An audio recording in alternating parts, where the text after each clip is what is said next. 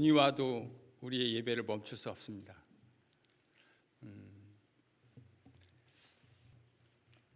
한 스포츠용품 유명한 회사에서 팔로를 개척하기 위해서 아프리카에 직원들을 보냈어요. 그래서 이제 그 직원들이 현장에 가서 아프리카 부족들을 보고 본사에다 이제 리포트를 한 겁니다. 그래서 한 직원이 이렇게 보고했대요. 사업의 가능성이, 비즈니스 가능성이 전혀 없습니다. 이 부족 사람들은 신발을 전혀 신지 않습니다. 그런데 동일한 상황을 봤던 또 다른 직원은 본사에다 이렇게 보고했대요. 비즈니스의 가능성이 정말 무궁무진합니다. 이 사람들은 신발이 없습니다. 동일한 사건을 어떤 관점으로 바라보느냐에 따라 접근하는 방식이 완전히 달라질 수 있겠죠. 오늘 부분에요, 유명한 이야기 하나가 등장합니다. 오늘 이 이야기를 통해서 여러분과 관점에 대한 이야기를 좀 나눠보려고 합니다. 오늘 본문은 이렇게 시작합니다. 예수님이 길을 지나가고 계시는데 제자들이 구걸하고 있는 한 소경을 보게 됩니다. 그리고는 주님께 이렇게 질문합니다. 2절이죠. 이 사람이 맹인으로 난 것 누구의 죄로 인함입니까? 그의 자기 자신의 죄입니까? 아니면 그 부모의 죄악 때문입니까?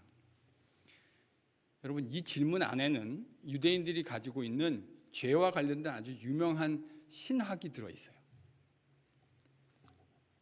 유대인들은 죄로 말미암아 인간에게 죽음이 왔다고 이해했습니다. 그리고 또 그 죄 때문에 인간에게 질병을 비롯한 여러 고통이 생긴다, 이렇게 이해한 것이죠.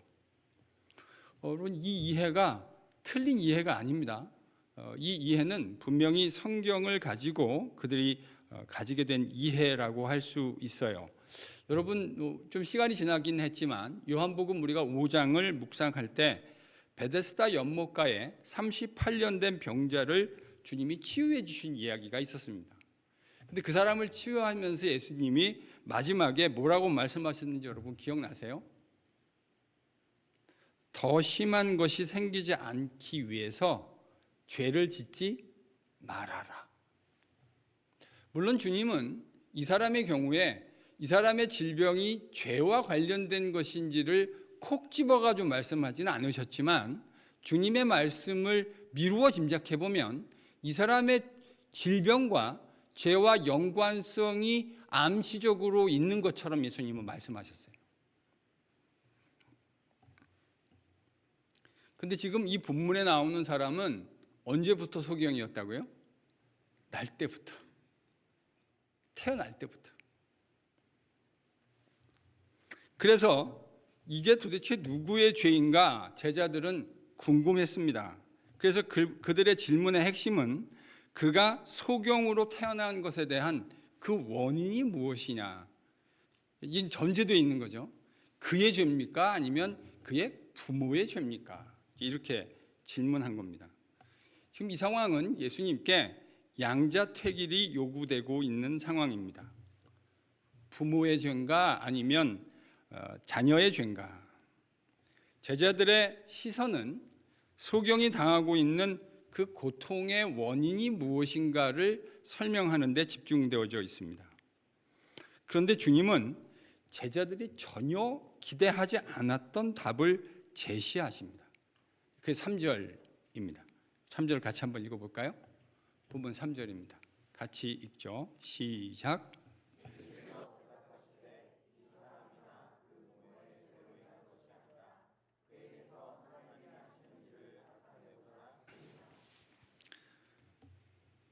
이 사람이나 부모의 죄가 아니다. 그에게서 하나님이 하시는 일을 드러내고자, 나타내고자 하는 것이다. 여러분, 본문을 묵상하면 제자들은 그 사람이 당하고 있었던 고통의 원인에 대해서 두 가지로 얘기한 거죠. 부모냐 아니면 그 자신의 죄 때문이냐, 이렇게 얘기를 했는데 주님은 고통의 원인이 아니라 고통의 제3번째, 3의 요인에 대해서, 엘리먼트에 대해서 말씀하고 계십니다. 고통이 아니라 고통의 목적이 무엇이냐라는 관점에서 예수님이 말씀하시는 것 같아요. 그가 맹인으로 태어난 것, 뭘 위해서래요? 하나님이 하시는 일을 나타내기 위함이다. 제자들의 질문은 뭐였죠? 왜 이렇게 됐습니까? 근데 주님의 대답은 왜에 대한 관점이 아니고요, 이걸 통해서 주님이 아버지가 드러내시려고 하는 일이 있다. 그러면 여러분, 하나님의 일들, 본문에 이제 복수로 되어 있는데 하나님의 일들이란 게 도대체 뭘 나타내는 걸까요? 제가 교인들한테 제자 훈련하면 기도 제목 우리가 얘기할 시간들이 있어요. 제가 제일 싫어하는 기도 제목이 이런 겁니다. 하나님의 영광이 드러나게 해주세요. 왜 그러냐면 그 자체가 나빠서라는 말이 아니라, 그럼 하나님의 일, 하나님의 영광, 이건 정말 애매한 단어들이에요. 어떤 문맥에 있느냐에 따라 정말 다양하게 사용될 수 있잖아요. 그게 나타내는 의미가 아주 추상적이기 때문에 저는 성격상 막 추상적인 거 별로 좋아하지 않습니다. 그래서 이제 문맥이 중요하죠. 일단 이 근접 문맥에서 주님이 말씀하신 하나님의 일들이라고 하는 것, 이건 소경의 눈을 뜨게 하는 것과 연결되어 있는 건 틀림없어요. 이 하나님의 일이라는 건 지금 이 소경의 눈을 뜨게 하는 거예요. 본문 6절, 7절은 하나님의 일이 이 문맥 속에서 뭘 의미하는지 구체적 내용을 우리에게 이렇게 보여줍니다. 여러분 6절과 7절을 같이 한번 읽어볼게요. 본문 6절, 7절입니다. 시작.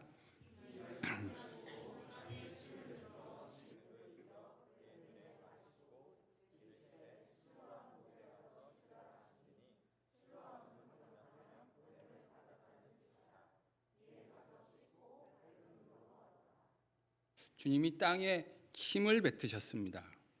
진흙을 이겼다. 그리고 그의 눈에 바르시고 실로암 못에 가서 씻으라고 말씀하십니다.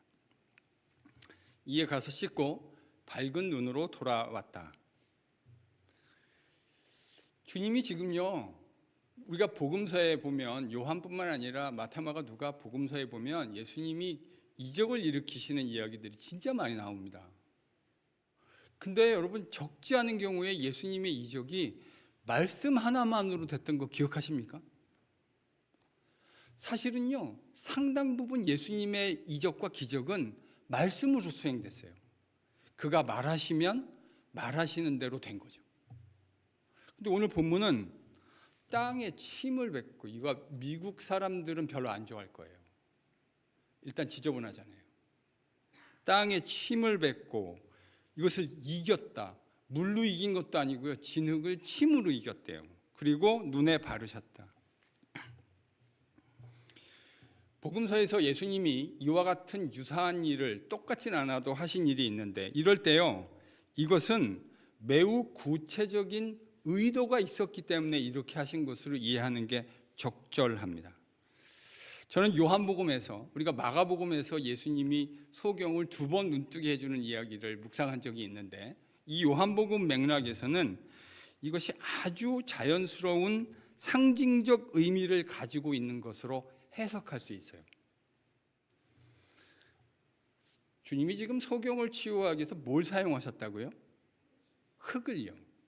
흙을 사용하셨다 하는 이 이야기는 구약 성경을 알고 있는 사람들한테는 매우 친숙한 어느 장면 하나가 딱 떠오릅니다. 어디죠? 창세기입니다. 하나님께서 흙으로 사람을 창조하시잖아요. 제가 요한복음 설교할 때마다 요한복음 1장, 우리 벌써 오래됐죠? 요한복음 1장 첫 번째 설교 제목이 뭔지 혹시 기억나세요? 새 창조, 새로운 창세기. 아주 저는 의도적이라고 생각합니다. 요한복음 자체가 예수님으로 말미암아 시작되어진, 사실은 창세기에서 하나님이 천지를 창조하실 때 요한복음을 보면 거기에 말씀이신 로고스이신 예수님도 계셨어요. 그러니까 하나님이 천지를 창조하실 때, 흙으로 만드실 때 그 자리에 계셨던 예수님께서 지금 새롭게 주님을 통해 만들어지는 새로운 세상에 대한 이야기, 여러분 이게 요한복음 이야기거든요. 그런데 새롭게 만들어지는 이야기를 하고 있는 요한복음에서 예수님이 흙으로 이 소경이 보지 못했던 것을 보게 만드시는 새로운 창조의 일을 상징적으로 수행하고 계신 것입니다. 왜 이렇게 하셨는가? 창조의 말씀이셨던 주님께서 흙으로 첫 번째 사람을 창조하셨던 것처럼 또다시 흙을 이용해서 새 창조의 인류를 만들어 가시려고 하는 상징적 이야기를 보여주시려고 하신 것이죠. 그러니까 이런 의미에서 이 어둠 속에 거하고 있었던 맹인의 눈을 뜨게 해주신 이 사건은 단순히 앞 못 보던 소경이 눈 떠서 보게 되었다, 이 정도의 이야기를 하고 있는 것이 아닙니다. 소경이 눈을 뜬 이 사건은 문맥 속에서 그가 주님을 만나고 그 주님을 통해서 새로운 창조의 피조물로 지어져 가게 된다는 사실을 상징적으로 보여주려는 의미를 가지고 있어요. 또한 우리가 바로 직전에 묵상했던 요한복음 8장, 어떤 절기를 배경으로 이야기가 진행됐었죠? 초막절입니다. 초막절에 두 개 중요한 소재가 있다고 그랬죠? 물과 불 혹은 빛. 근데요, 저는 이 소경의 눈을 떠주게 하는 이야기가 초막절의 주제와 바로 연결되어 있다고 생각해요. 왜 그러냐? 여러분 8장 12절 본문에 있어요. 한번 같이 찾아서 읽어볼까요? 8장 12절입니다. 같이 읽죠. 시작.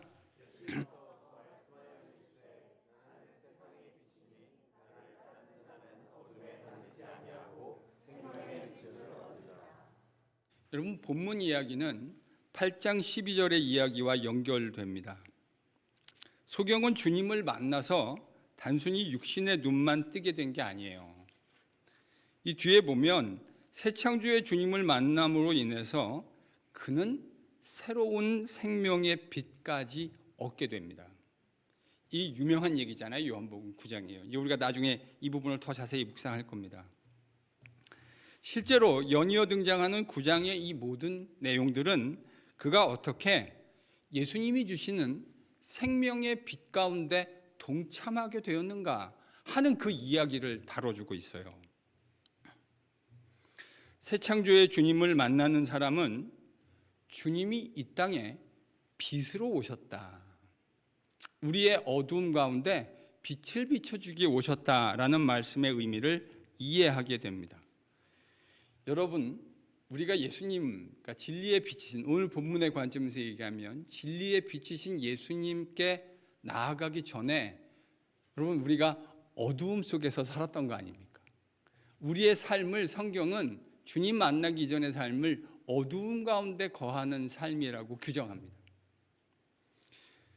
근데 여러분이 어두움에 거할 때 내가 어두움에 거한다고 생각하고 있으셨습니까?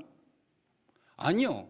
여러분, 어둠에 있는 사람은 자기가 어둠에 있다라는 사실조차 깨닫지 못합니다. 그럼 우리가 언제 어둠에 거하겠다는 사실을 깨닫게 되죠? 빛 가운데 나오게 된 후에 내가 빛 가운데 걸어가는 삶과 빛 없이 어둠에 살았던 삶이 너무나 선명하게 대조가 되잖아요. 그래서요, 그렇게 어둠 가운데 거하던 죄인들이 생명의 빛이신 주님을 만나는 사건이 일어납니다. 그러면 자신이 과거에 얼마나 캄캄한 어둠 속에서 거하고 있었는가 하는 사실을 새삼 깨닫게 되는 거죠. 그 어둠 가운데 거하고 있던 우리를 불러서 환한 생명의 빛 가운데 걸어가게 하시는 주님의 놀라운 은혜를 깨닫게 된다는 말입니다. 주님은 이 이야기를, 이 소경을, 나면서부터 소경으로 살았던 사람들의 이야기를 통해서 이야기해 주시는 겁니다. 영적으로 소경, 눈만 어두운 것이 아니라 영적인 소경으로 살았던 우리들이 주님을 만남으로 인해서 영적인 눈을 뜨고 생명의 빛 가운데로 들어가서 살아가게 되는 은혜를 얻게 되는 것이죠.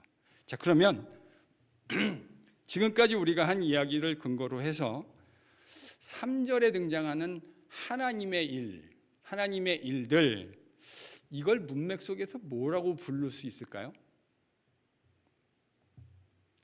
눈치가 빠르신 분은 주보 질문지를 보셔도 알 수 있을 것 같은데, 저는 이걸 새 창조의 일이라고 부릅니다. 무슨 일이라고요? 새 창조의 일. 한번 따라합니다. 새 창조의 일. 그럼 이런 맥락에서 이 소경이 소경으로 태어난 것, 무슨 목적 때문이라고 말해도 괜찮을까요? 주님 안에서 하나님이 행하시는 새로운 창조의 일을 나타내 보이게 하기 위해서 이 사람은 소경으로 태어난 것이군요.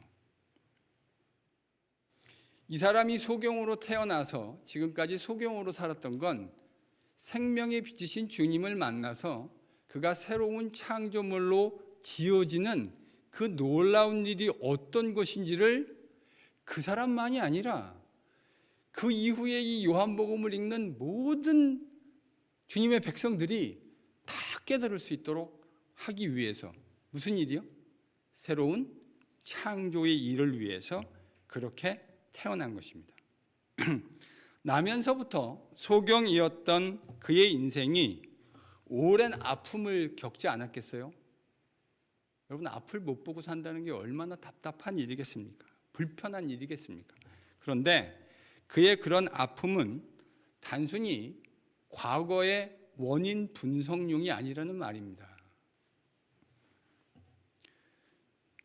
주님을 만나 그분을 알고 새 창조의 주님과 교제한다는 것은 우리가 겪고 있는, 일상에서 겪고 있는 수많은 고통과 아픔마저도 새로운 창조의 관점에서 바라보고 묵상하게 해요. 전 제가 주님을 만나고 얻은 큰 유익 중에 하나가 이거라고 생각해요. 저는 참 이 관점이 중요한 관점이라고 생각합니다. 생각하기 어려운 고통들, 이 누구에게나 다 있는 일 아닙니까? 인생을 살다 보면 생각하는 것마저도 우리를 고통스럽게 하고 아프게 만드는 일들이 있습니다. 그럼 사람들은 이렇게 많이 생각하시더라고요. 저를 포함해서. 왜 나한테 이런 일이 생겼나? Why me? 이거잖아요. 왜 나한테 이런 일이 생겼는가? 뭘 묵상하는 거죠? 원인을 묵상하는 겁니다. 인생에서 고통스러운 질병을 가지고 있는 사람들이 있습니다. 사업에 실패하고 고민하고 있는, 고통 가운데 있는 사람들도 있습니다. 수많은 깨어진 관계 속에서 아픔을 가지고 살아가는 사람들이 우리 주변에 있습니다. 그런 고통을 겪을 때 우리는 이렇게 질문합니다. 우리는 왜, 나는 왜 이런 고통을 겪고 있는가? 고통의 원인을 질문하는 것이죠. 저는 그것이 쓸데없고 의미 없다고 생각하지는 않습니다. 그거 필요합니다. 그렇게 생각하는 것 필요해요. 제자들이 생각했던 것처럼 많은 경우에 우리의 고통과 아픔이 실제로 우리의 죄와 연관된 것 사실 아닙니까? 이걸 부인할 수 있는 강심장이 있을까요? 우리의 많은 고통이요, 우리의 죄와 연관되어 있는 것 사실입니다. 제 경우도 그래요. 제가 고난 가운데 있을 때 저의 연약함과 죄악 때문에 하나님이 깨닫게 하시기 위해서 저를 고통 가운데 두셨던 일들이 있습니다. 떠오릅니다. 그런데요, 정직하게 얘기해서 제가 저의 고통을 묵상해 봤을 때도 정확하게 그 고통과 죄의 인과관계를 설명할 수 없는 경우도 있어요.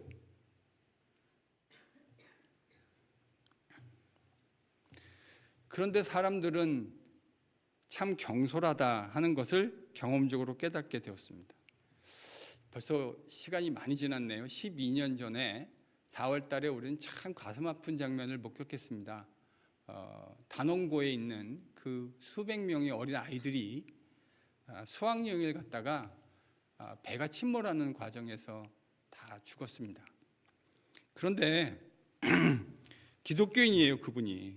그런데 그 세월호 희생자들을 향해서 그들의 숨은 죄악 때문에 하나님이 그들을 징벌하셨다고 이야기하는 걸 제가 제 귀로 들었어요. 저는 그럴 때 정말 화가 납니다. 그 말은 자기는 그 아이들보다 깨끗하게 살았기 때문에 지금 살아있다고 말하고 싶은 겁니까? 경솔해요. 사람을 꼭 때려야만 폭력이 아닙니다. 내막을 알지 못한 채, 저는 그걸 하나님 놀이라고 부르거든요. 정말 여러분, 하나님이 보시는 것처럼 그 사람들의 내막을 보실 수 있으세요? 내막이 어떤지 알지 못한 채 내뱉는 그 경솔한 말들, 또 다른 형태의 폭력입니다.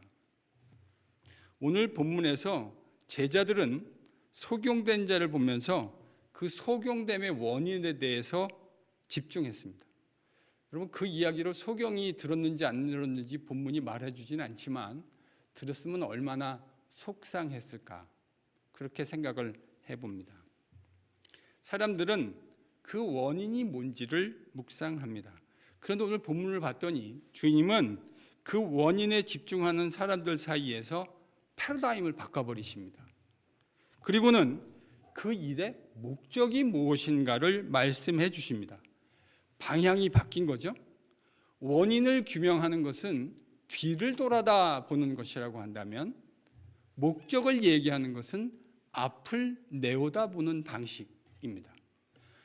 다 뒤를 보면서 왜 그렇게 됐을까, 이유가 뭘까를 생각하는 사람들 사이에서 주님은 방향을, 디렉션을 확 바꿔버리십니다. 저는 이것이 주님을 만나 새 창조의 인생을 살아가게 되는 사람들의 인생 속에서 발견할 수 있는 정말로 가슴 뛰는 일이라고 생각합니다. 진짜 그런 것 같아요. 교회 생활, 제가 목사로 살아가다 보면 적지 않은 그리스도인들이 과거를 돌아보면서 과거에 붙들려 살아갑니다. 그 과거의 행적에서 단 한 발치도 나가지 못해요.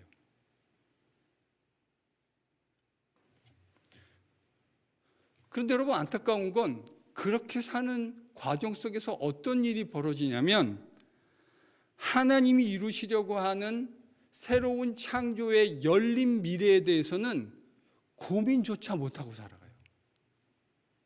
진짜 안타까운 일입니다.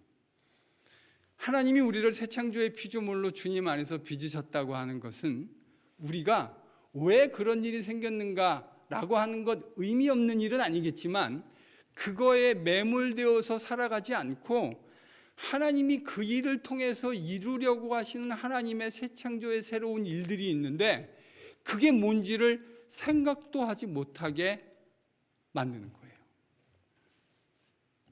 그런데 여러분, 그거 아세요? 어차피 우리는 과거에 일어난 일에 대해서 묵상할 필요는 있지만 그것에 대해서 완벽하게 인과관계를 설명할 수 있는 능력이 없는 거 아십니까? 그럴 수 있으세요, 여러분? 내가 겪고 있었던 가슴 아픈 일들을 인과관계를 가지고 그 코레스폰딩 하는 거 다 설명해 낼 수 있으세요? 전 없어요. 어차피 우리는 그 모든 인과관계를 다 설명해 낼 수 있는 실력 없습니다. 그런데요, 주님을 만나게 된 사람들, 생명의 빛이 영혼 가운데 비춰진 사람들은 자신이 겪고 있는 그 아픔과 고통 속에서 주님을 만나게 되는데, 그 가운데 만난 주님이 우리를 위로하시는 일들을 경험하게 됩니다. 전 주님 그렇게 만났어요. 너무너무 힘든 고달픈 삶을 살고 있었던 것 같은데 돌아보면, 근데 그때 주님을 정말 간절히 만났습니다. 근데 그 주님이 저에게 얼마나 큰 위로가 됐는지 몰라요. 제가 정말 좌우를 둘러봐도 뭐 하나 기대고 의지할 것이 느껴지지 않는, 마치 세상에 나 혼자 덩그러니 내던져진 것 같은 삶이었거든요. 근데 저는 그 속에서 주님을 만났고 주님이 제 인생에 너무나 큰 위로가 되셨습니다. 그래서 고등학생 때인데요, 버스를 타고 왔다 갔다 하면서 주님만 떠오르면 그 흐르는 눈물을 멈출 수가 없었어요. 주님의 은혜가 너무 감사하고 그가 베풀어 주신 그 위로 속에서 얼마나 큰 새로운 힘을 얻게 됐는지 몰라요. 그런데 여러분, 제가 그때 겪었던 그 주님의 말로 형용할 수 없는 따뜻한 어마어마한 위로가 제가 목회하면서 만나는 수많은 고통 가운데 있는 성도들에게 참 큰 위로가 된다는 사실을 경험하게 되었습니다. 저만 혼자 그런 줄 알았는데요, 제가 성경을 보다가 무릎을 탁 쳤어요. 왜 쳤는가? 바울 사도도 그랬더라고요. 바울 사도가 이 말을 이렇게 멋들어지게 했어요. 고린도 후서 1장 3절에서 4절입니다. 제가 진짜 좋아하는 성경 구절입니다. 고린도 후서 1장 3절 4절입니다. 같이 한번 읽어볼까요? 뭐라고 얘기했는가? 제가 왜 무릎 쳤는지 한번 보겠습니다. 같이 읽죠. 시작.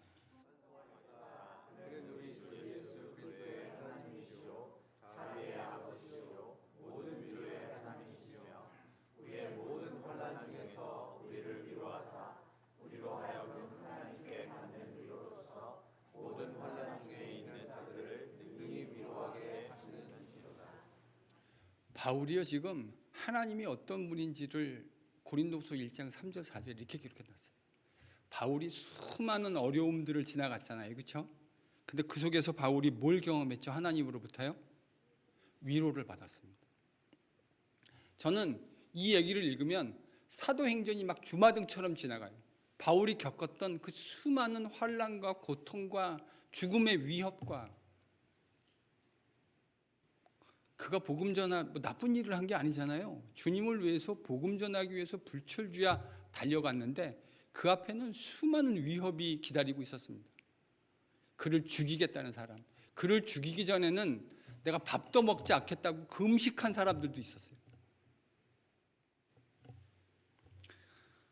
그런 얘기를 들으면요, 그런 상황을 지나가면 사람은 위축되게 되어져 있습니다. 그런데요, 그 속에서 바울은 누가 주시는 위로를 경험했다고요? 하나님 주시는 위로.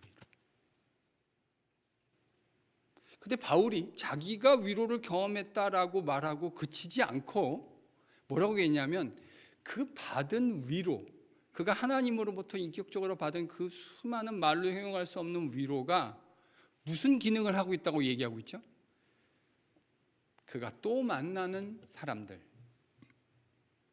그들을 능히 위로하게 하시는 하나님의 새 창조의 역사가 된다는 사실을 그는 자기가 받았던 수많은 고난 속에서 넘치도록 부어주시는 하나님의 위로를 경험하며 자기가 위로의 사도로, 위로의 사역자로 세워졌다는 사실을 목격하게 된 겁니다.